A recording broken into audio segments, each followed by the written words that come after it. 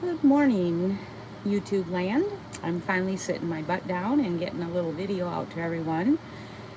Sometimes, I just don't know what to say. I don't like talking about my cancer all the time, and I actually have no updates, and I won't until I think October 18th is when I go. So I won't have any updates on my cancer for another month, a little over a month. I'm feeling okay. I think I finally crossed a turn, and everything that I went through in late fall and winter, sepsis and radiation, I think I finally turned a corner and all is well. So on that front, I feel okay. Um, this is our 5th year in the RV resort, and I have to say this was the worst.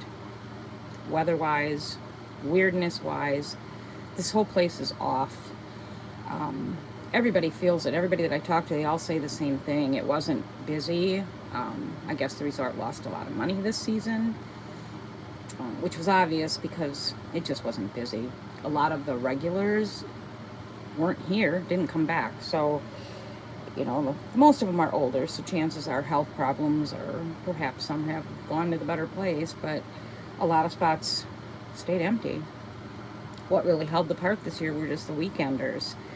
And I don't know how good of a job they did, because the last meeting they did say that. They confirmed that the park lost a lot of money. It's just, the weather has been crazy. With all the rain for more than the first half of the season, it ruined so much stuff. A lot of people, I think, didn't come because of that. It's just now the grass is just starting to grow back, and we're ending our season. So it's not been a good year here. We wake up to clouds just about every day. It's still raining too much. Not as often, but when it rains, it's just so heavy. It's just a really heavy, heavy rain. We'll get like a good 2.5, 3 inches. It's weird. It's heavy. So that's the little update for our life here in the little resort. For us personally, we got our deck almost done, and that's been a blessing. Adds another place for me to decorate and enjoy. So that's been a blessing. But I really want to talk about what gave me an idea was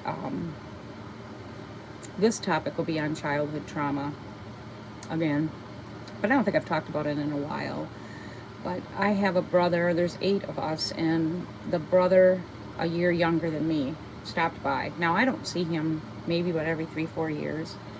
Talk very minimal, love each other to death, but I'm sure a lot of the reasons we don't connect like we should is because of our childhood and the things that I guess never leave. Well, he visited yesterday and stayed pretty much the whole day, and it was a really nice visit.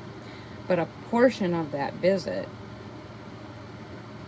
he brought up, the childhood stuff and how he's dealing with it, and he needs to go to counseling and all this. Now, mind you, he's 65, and he's never gone to counseling. And his statement was, I've got a few monkeys on my back, but some of them monkeys have turned into gorillas. And he's battling them, and he's trying to fix everything before he passes, is what my assumption is. He lost one daughter, sadly, about 3 years ago. She passed away. I'm not sure of the circumstances, but she left behind, I think, 5 children, young children. One was a baby at the time, so they're being raised by other family members.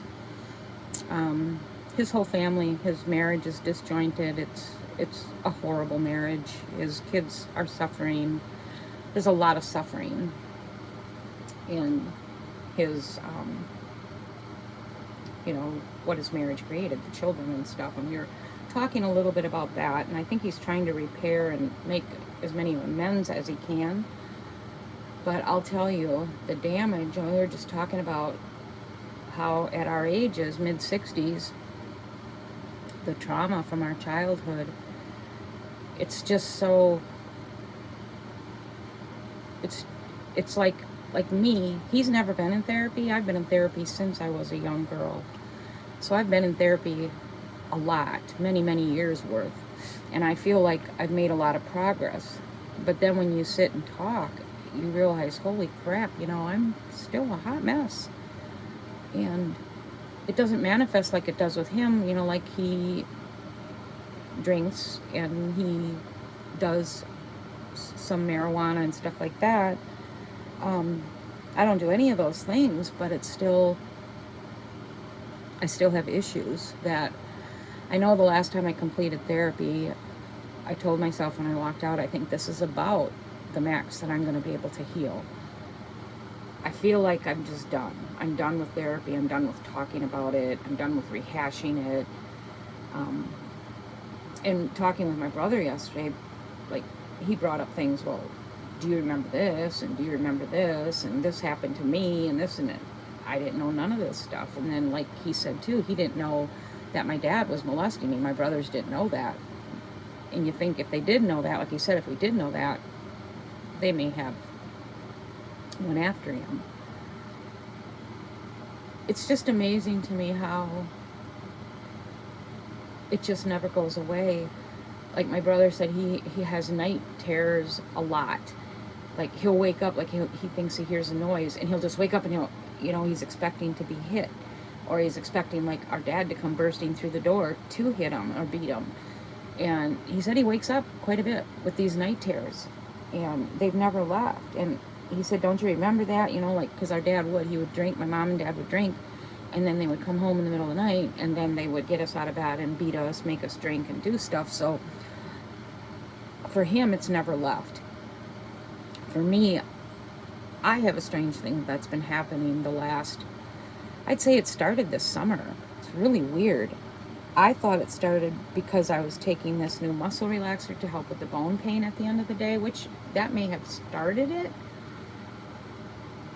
but it's not going away. Like, I'm getting woken up and I'm feeling like someone is pulling on my foot and they won't let go. They're pulling really tight, and then I'm pulling my foot away, and I'm literally awake now, and I'm pulling my foot away and I'm saying no, and I'm kicking. And I was like, why am I doing this? And then I remember back, like, when my dad would come to bother me, he did come up into my room at night and he would grab my feet. So obviously I'm having some issues with that, which I'll have to work on. But the thought of going back to therapy, like I said, at my age and all that I've done, I just don't want to do it anymore. I'd rather just pray about it and process it through myself. But very odd indeed, very odd. My brother too, he's having some issues, and I wonder too if some of our health issues go back to that trauma, and I don't know. Anyway, it just got me thinking about, severe childhood trauma. We're not going to be able to fix or undo things that were done to us that were so bad. Like, for my brothers and sisters, it was bad. There's so much dysfunction with all of us. Mine is minimal. Like, I try not to impact anybody, and I don't think I do. But I have a sister whose behavior deeply affects me to the point where I'm back to thinking, do I need to continue this relationship because it's so unhealthy? And I mean, it's okay to have, I don't know how to say this. It's okay to have, like, our trauma and stuff. Some of it won't get resolved, and we will have residual personality traits that aren't the healthiest. I'm okay with that. I know I have them too. But when your behavior starts negatively impacting others to the point where it's painful for them, you really got to rethink your relationships. Like me and my brother were talking too, like our choices of partners.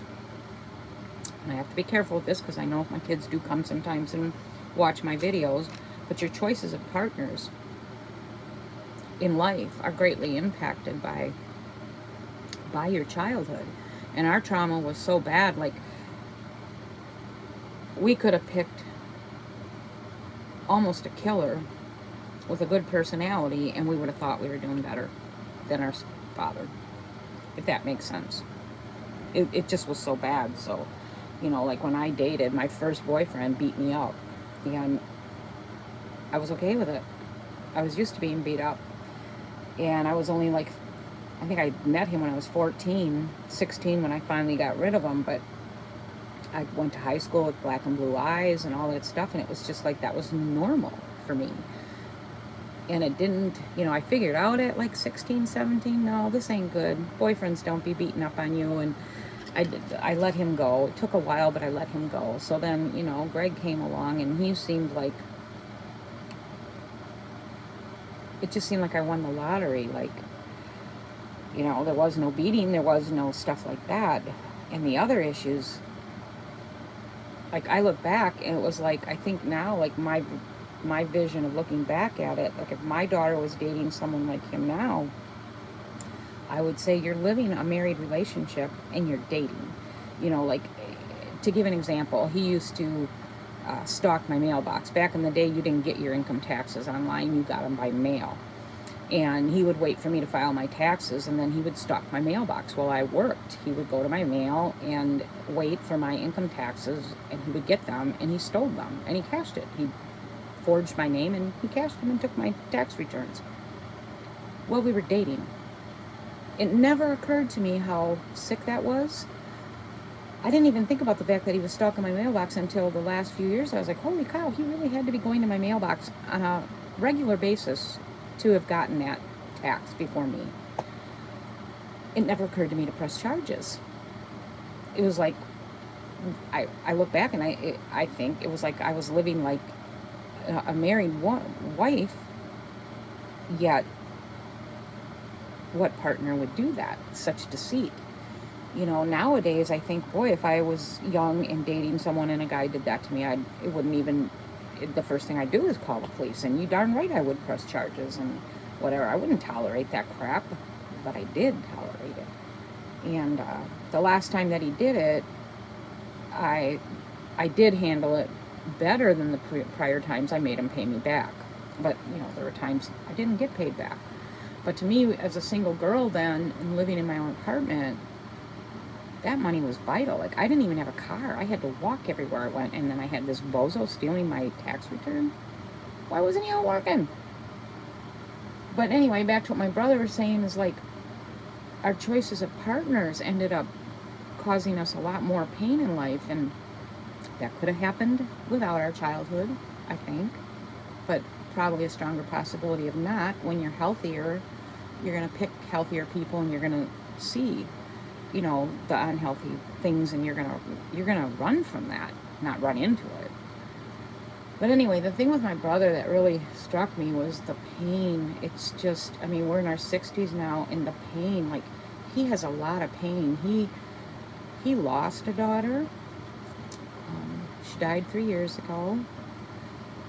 I really have never asked him how she died. The rumors at that time, well, not a rumor, but what everybody was saying is she overdosed. I don't really know. She did have drug issues. Then later I heard that she had pneumonia and some reactions to COVID, so I've never asked him. But, so he lost his oldest daughter. He's got a bunch of other kids, and, his daughter, and then the ones he had with his second wife, which that bozo should have been dropped off in the middle of the ocean years ago. She was actually, both women he married were so off. They were just so off.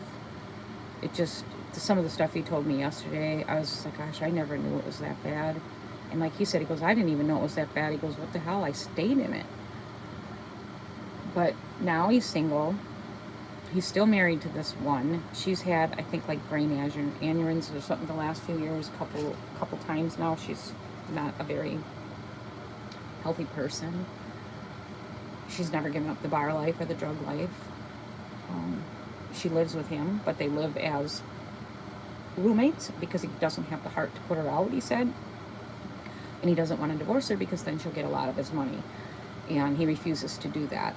No, he knows this is going to end up in drugs. But anyway, so his life is still full of so much pain. And I have to honestly admit, there were times like I would think negative thoughts about some of my siblings. I still do occasionally. But after that talk yesterday, I really think I understand the meaning of grace more so. Like, I just have a feeling of such grace to him now, instead of, well, why didn't you do this or why didn't you do that? Because the pain of what we went through is so, it's deep. So when he left, I just had that feeling, and then I prayed about it and I asked God, I sure hope that you have grace to us for a lot of the bad decisions we've made as adults and bad things we've done and do because of the trauma from our childhood, if that makes sense. I know I've made a lot of bad decisions in my life, and I'm not talking about my marriage. I'm just saying in general, like sometimes you're mean to people, sometimes I overreact, I can be smart mouth, I can be negative. I know I can be super mean to Baldy, and then I try to justify that by the hurt that he's caused me. But continuing this hurt isn't helpful to either one of us. But I just, that was my thought, was I hope that God will show grace to us, because I truly believe a lot of the things that we've done in our life, me and my siblings, are due to the trauma that was inflicted on us. And some of us got help and some of us didn't, but all of us are still suffering. It's amazing. Like, out of the 8 of us, we're all still floundering out there. I consider myself one of the ones not floundering that much, but I still am.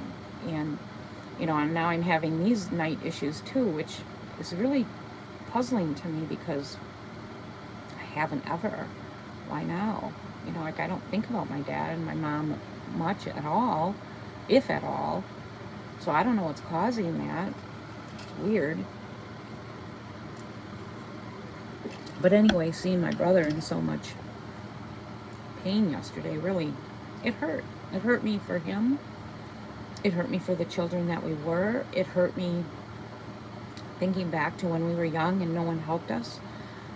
Back in those days, you could molest kids, nothing happened to you. In fact, one of the cops, when I did my police report, was laughing. He was snickering, and I just remember standing there. I think I was 14 at the time, and I looked at him like, I don't understand what's funny, about me telling you what my dad did to me. That's how screwed up our world was back. You just didn't get no help. And, like my brother was telling me, my dad had punched him one time so hard that he believes he has a deviated septum still in his 60s, because it was never fixed. But he remembers both of his eyes were black and blue, nose all twisted, blood all over his face. And he said he remembers the cop saying, well, there's nothing we can do because we weren't here to see it.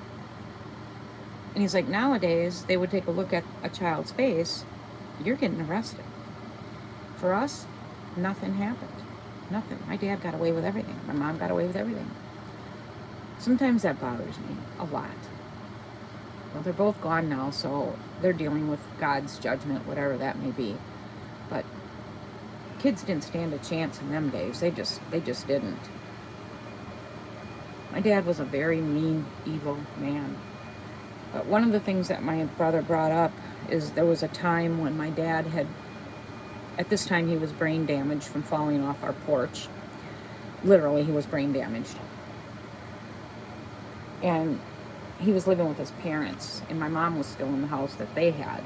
It was a 2-story house. There was a downstairs apartment and then up. And my brothers were living in the downstairs apartment. And they said one night the power went out. And they both knew instinctively that it was our dad. So sure enough, they went down to the basement and they saw him standing in the corner. And, their first reaction was they knew that my dad had come there for not good things. I mean, he cut the power. What was next? They assumed he was going to go up and beat up our mom. But they both stood there and they said their reaction was like, okay, we're going to get him. We're going to beat him up. And then my older brother said he looked at the other brother and he's like, look at him. And he goes, yeah. And he goes, and that was when we realized how little of a man he was. To us, he was always big. Well, to a kid, when an adult is standing over you, it's like a giant, right? My dad was probably only 5'4" or 5'5", and at that time, brain damage. And my older brother looked at the other one and he said, we can't do this. So they just grabbed him and they got him in the car and they his words were, I took him home to Mama. And his dad came out and said, oh, thank you for bringing him back, blah, blah, blah. And my brothers just kind of looked at each other like, yeah, right. You know, they wanted, like my brother said, he goes, we wanted to kill him for all the years of stuff that he did to us, to you, to our mom, to our life. And he goes, but when we looked at him, he was just this little old broken man. And he truly was at that time. So he never got the crap beat out of him for what he did. But that, you know, that's what my brother said. He goes, that's when I realized he was never a big man. He was always a little man. And I said, you know, I remember that too. There was an incident where I had to go back to the house for something, and my dad came running out, telling me to get the hell off his property and blah, blah, blah, blah. And I remember just standing there, and at that time I was 18, so I was full grown. I just looked at him, and he was underneath me, and I just remember thinking, you're just a little peon. You're just a little shit of a man. You even try to hit me now. You try. At least now I could fight back, and I would have. But I just remember thinking that. He's not big. He's not a big man. He ain't this big old monster. Anyway, I'm just rambling. I'm just sharing with you some of the stuff that I thought about yesterday after my brother left. And me having more grace with my siblings. Me having, and then going to hoping that God has grace with us, because we've caused pain to others because of our trauma, you know, like, I don't think I've caused a lot of trauma to my kids, other than, you know, I could have been a more affectionate mom and not a hugger and stuff like that, but, I don't know, my brother's kids have sure suffered, so suffering.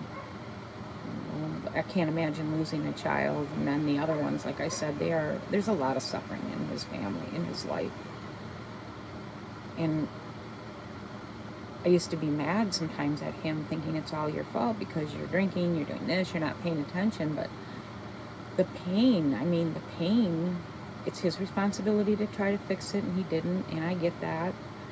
But still, seeing him hurting, and, you know, always that famous, I wish I could go back. We don't get our go-backs, but we all say, oh, I wish I could go back. He was saying that yesterday, like he went to marry either of the women he married, and you know, and then costing him a daughter. He's got another daughter in prison. I mean, it's just, he really is suffering. So again, I hope God gives us grace for our errors in life, because sometimes the pain is just too great to bear, and sometimes you just aren't, for whatever reason, unable to fix it. I don't know. So I just wanted to get out here and talk about that. And you know, if any of you have been through childhood traumas, or any of you're realizing things in your, you know, older years of how maybe you thought something was resolved and you find it's not, or do these things just creep back up? You know, perhaps are you like me, where you think, I'm done with therapy, I don't want to go through this anymore, I don't want to talk about these things anymore, I just want to finish off my time here, and I may only be 75% of what I could have been. But like in my case, I'm just tired. I'm tired of therapists. I'm tired of doctors. And I just want to be left alone. And I don't know. My brother wants to go to therapy, so we'll see if he does. I don't know. Right now, I think his therapy is weed and drinking. But anyway, I hope that all of you are doing well. I missed some of my regulars that used to post when I would post a video. I hope you come back, and hopefully you just had a busy summer. But anyway, yeah, if you care to share anything about if you've had a childhood that was less than perfect or pretty, if you're dealing with things now, or you're finding out that you're having some issues, please leave a comment. And otherwise, just drop me a comment how your summer's going. Look at it, I'm dusting something as I'm talking. Can you see it flying around the camera? Isn't it crazy? And I just dusted my room. But anyway, I hope you're all doing well, and I just rambled for you today, but I hope you enjoyed it, and I will hopefully get back to this soon. Summer's winding down here, so I'll be a little more regular, hopefully. And I hope to do another video soon. I'm going to do another tour of my tiny house, my deck, and my fall decorating. And I don't think I've really given a tour of like a really detailed tour. And even if I did, I just feel like doing another one. So I will see you all soon, and I hope you have a great Labor Day weekend, and I hope your summer was a great one.